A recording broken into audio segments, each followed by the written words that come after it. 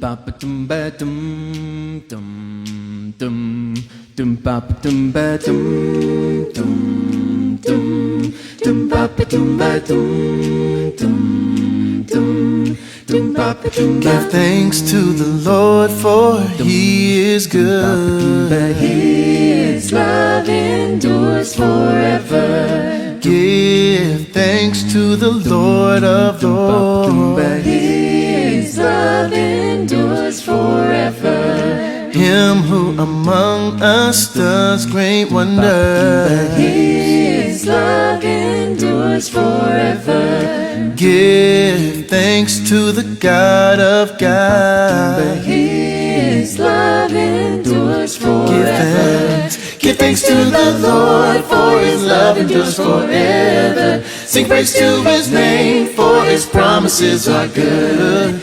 Give thanks to the Lord, for His love endures forever. Sing praise to His name, His love reigns forevermore. Dum dum dum dum ba ba dum ba dum dum dum dum ba ba dum ba. To Him who calls us from our sorrow, His love endures forever. freed us from our enemies. His love endures forever. Who by His wisdom made the heavens His love endures forever. and spread the earth upon the sea. His love endures forever.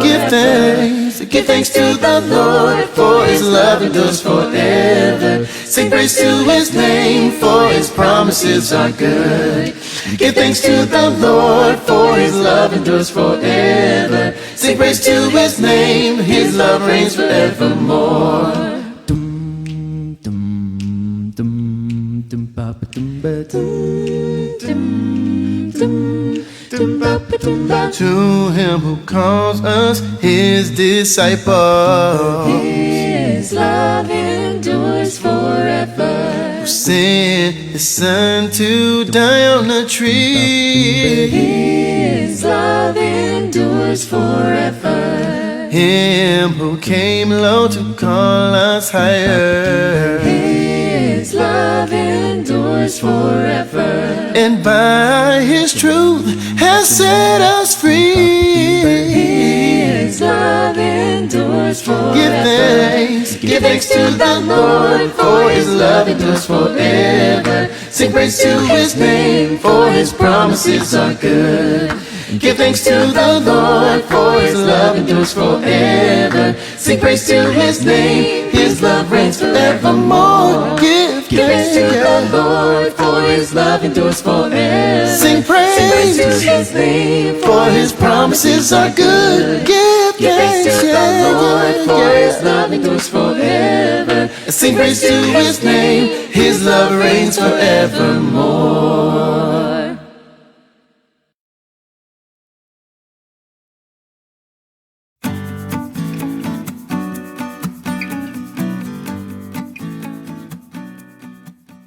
When we started the year, we crafted our house church lessons from the book Jesus the Same by Charles Edward Jefferson, which is really just a reprinting of his earlier work called The Character of Jesus. And so what we're deciding to do for the next several Wednesdays and midweeks is to continue looking at Jesus through that book and the different aspects that it brings out about Jesus' character. And so what we're going to do in the link to the description of this video or in the post if you're watching on Facebook, we'll have some discussion questions that pertain to this lesson that you can use to have some great conversation with your house church or discipling group, other disciples, whatever. We'll also have a link to where you can read The Character of Jesus for free because it was published such a long time ago. The copyrights have expired, and so you can read it for free now.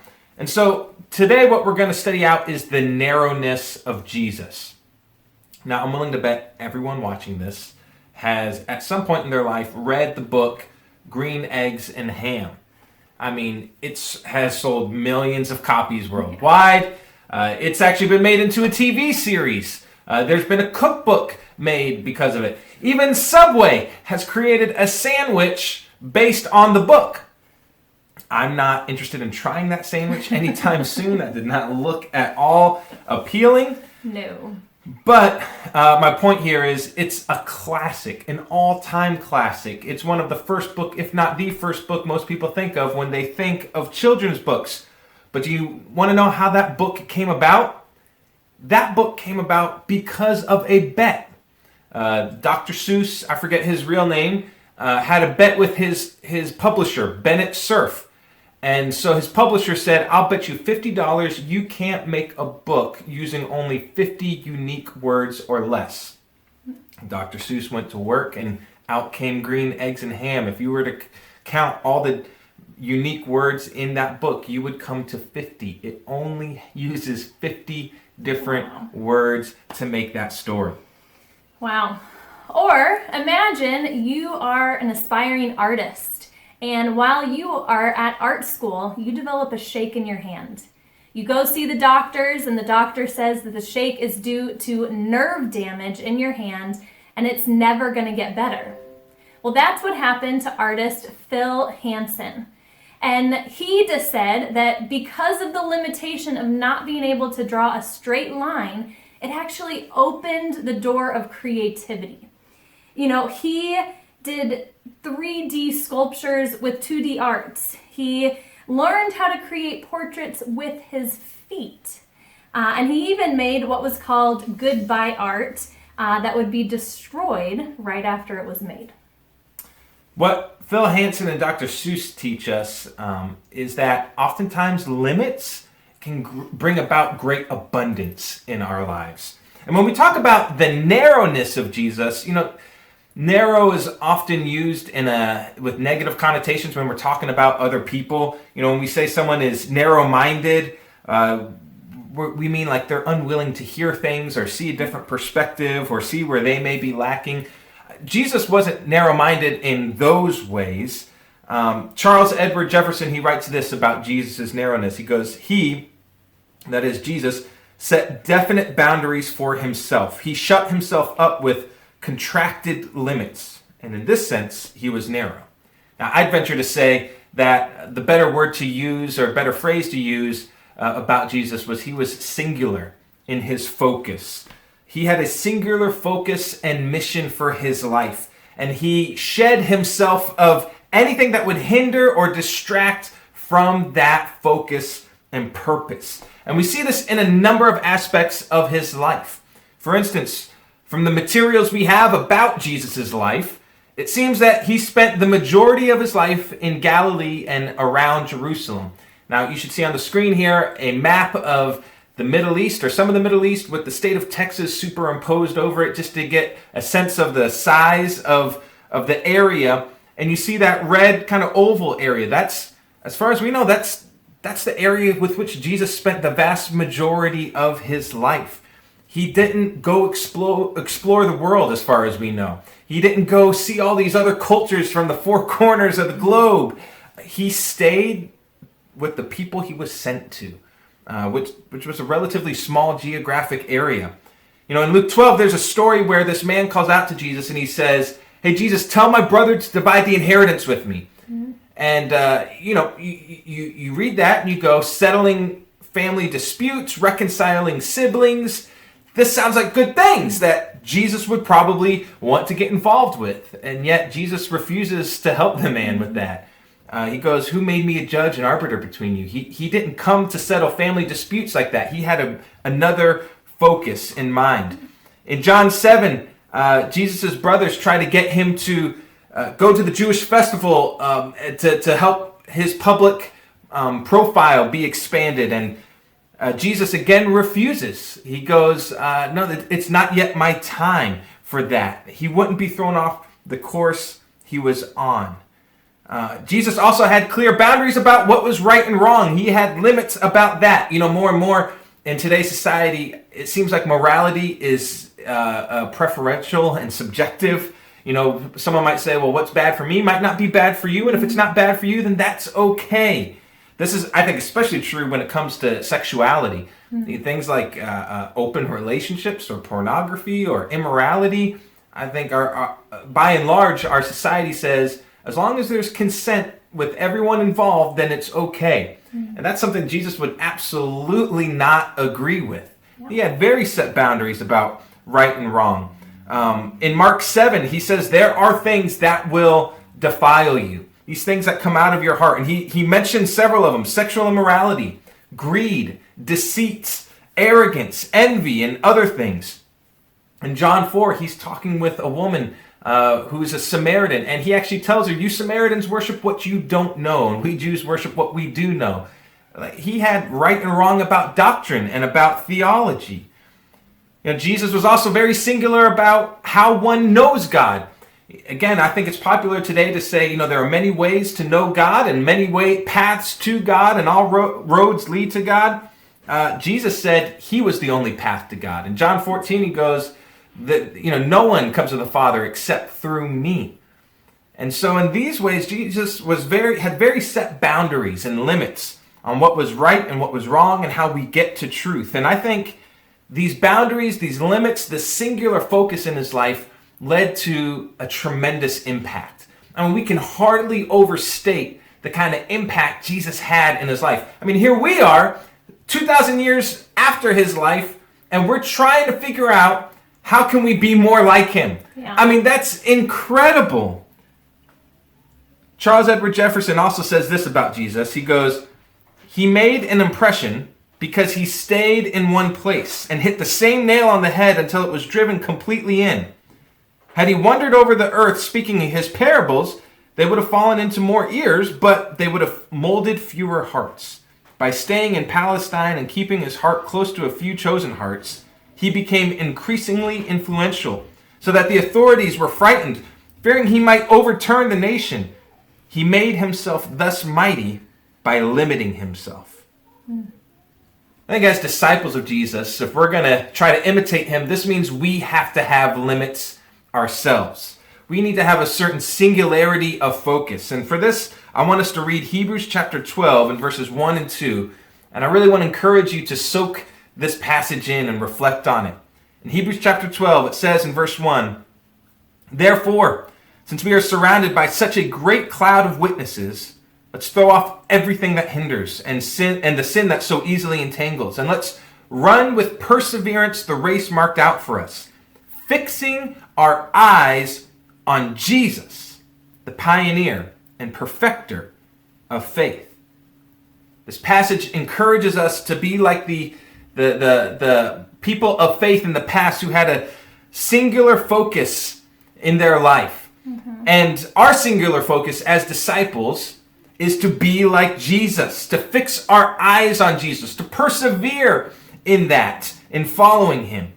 There are many good things we can try to be. We can try to be a good person. We want to be a good employee, a good citizen, a good spouse if you're married, or if you have children, a good parent. Our passions and hobbies, when we pursue those, we want to be good at those. You want to be a good athlete or a good artist or a good musician. And often we want to be all those things. We want to be good at them all at once. And that's just not possible. Right. I think from the scripture, it's telling us, here's your focus. As a disciple of Jesus, here's your focus. Be like Jesus. Amen. I think for all of us, but especially for women today, there's an increasing pressure to excel at so many different things. All of those things that Clint said. We find ourselves pulled in all different kinds of directions, and the pressure to be perfect in all of them. As a mom, there's this thing as the Pinterest mom. Having the perfect activity, the perfect craft, the perfect party, the perfect meal that looks good, that's healthy, and also tastes good. We're striving for all of these things, and while we should be this Pinterest mom, we should also work and be strong, independent women and do all these things.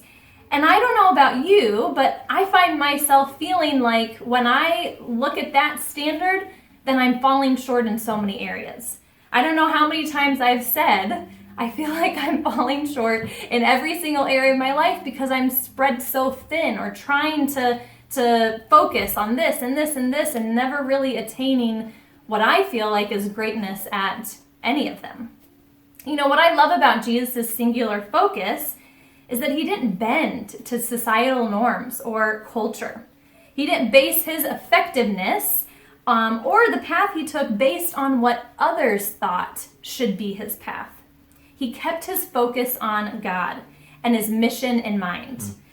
You know, he didn't seek to be the most popular or the best at something, and he calls his disciples to the same singular focus. It reminds me of when he went to visit Mary and Martha in their home. While Martha was distracted with all the preparations that came with hosting this big party, Mary chose to sit at Jesus' feet. And Jesus even tells Martha that only one thing is really needed. And Mary chose the better thing. You know, I loved Clint's point about having a singular focus, and by having a singular focus, we find the joy and the peace that Jesus had. You know, I think for many of us women, our joy is diminished when we try to do too many things and we're pulled in too many ways. You know, hopefully we can use this time when, honestly, a lot of those extracurricular things are taken away from us. You know, the gym, the school, work. Sometimes some of us are working at home. I know others of us are out, but our kids' activities, the socialization is all taken away, that we can really focus on what should my focus be. And maybe someday when life gets a little bit back to normal, are there things that I should take out of my life to make sure that I'm not distracted and pulled in many ways? If you're a mom, what decisions can we make now to even help our kids not be pulled in so many different ways? You know, I know that pressure of even having your kids involved in so many different activities, but I think then that teaches our kids to be distracted and not singular focus. You know, like Martha, we still have a lot of things to do in our life. We still have the necessities. We need to help the kids with school. We need to fix dinner. We need to go to work. Having fun with our family and our friends is a big thing, and just living life. But we need to figure out how to keep our singular focus while doing the activities of life. If I'm at work, then I'm there for the purpose of being like Jesus. If I'm home with my kids, then I am modeling Jesus to them. You know, I love Colossians 3:23 that says, whatever you do, do it with all your heart as you are doing it for the Lord. I think that needs to be our singular focus, like Jesus, that we are being like him in whichever area we are in our lives. Charles Edward Jefferson uses the imagery of a river and a swamp when he talks about the narrowness of Jesus in that chapter. And, you know, they're both bodies of water. One has impact and force and the other doesn't. And the difference is the river has restrictions, it has limits, it has boundaries, and it causes the water to flow in a certain direction and a singular direction, while the swamp has no such restrictions or limits, and so the water just kind of dissipates. The river has a certain force to it. The swamp is just stagnant. You know, I think like a river, we want our lives to have direction. We want it to have impact. We want there to be a force in our lives. But like a river, that only happens when we have limits. Limits also have a way of simplifying things. Growing up learning guitar, my dad would often lovingly remind me of the KISS mantra, which is just keep it simple, stupid. Not everything needs a guitar solo or overworking it. Just keep it simple. I think this applies here when it comes to our singular focus, although maybe we can change KISS to mean keep it stupid simple. I think with eyes fixed on Jesus, here is the singular focus we should have. How would Jesus live if he were me? How would Jesus live if he were me? So when you wake up in the morning and you start thinking of all the things you got to get done that day, just ask yourself, okay, well, how would Jesus live if he were me? And immediately your day is going to have some direction and focus to it. When you're faced with a difficult situation, a question, a problem to figure out, ask yourself, okay, how would Jesus live if he were me? If there's something going on in your marriage or parenting, okay, if Jesus was a spouse, if Jesus was a parent, how would he live if he were me? And you might not know the answer right away. And we need to, by the way, avoid from the smart aleck answers of, well, he would just do some miracle and fix it all because he's Jesus. But you might not get the answer right away, but persevere, as Hebrews 12 says. Keep at it.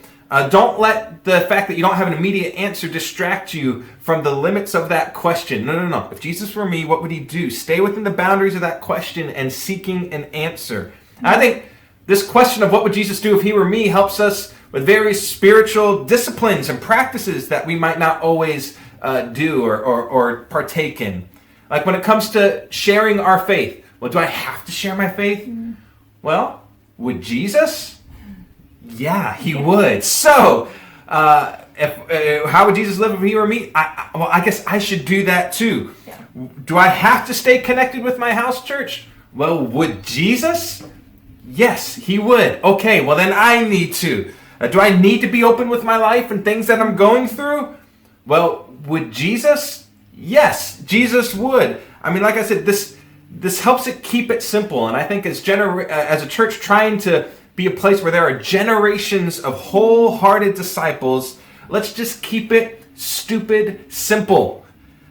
Fix your eyes on Jesus. Amen. Stay singular in your focus to live like him. He's the pioneer and perfecter of faith. And so here are some discussion questions for you to talk through with your house church or discipling group. In what ways can limits lead to creativity? That's just more of a general question than a specifically, spiritual question.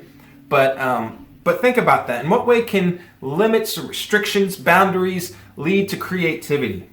The next one is, where are you most tempted to be distracted in your focus on Jesus? And Christy mentioned for the moms out there, sometimes the Pinterest world can be a distraction, or even just the hustle and bustle and demands of home life, mixed then with career life and all these, that can be a distraction. Maybe for you it's something else given your situation, but reflect on that. Where are you most tempted to be distracted in your singular focus on Jesus? And then I think with your group and those you discuss this with, share some initial thoughts to this question of, how would Jesus live if he were me? That's going to take you thinking about your specific situation, whether that be if you're married or not, the resources at your disposal, where you're living, things like that.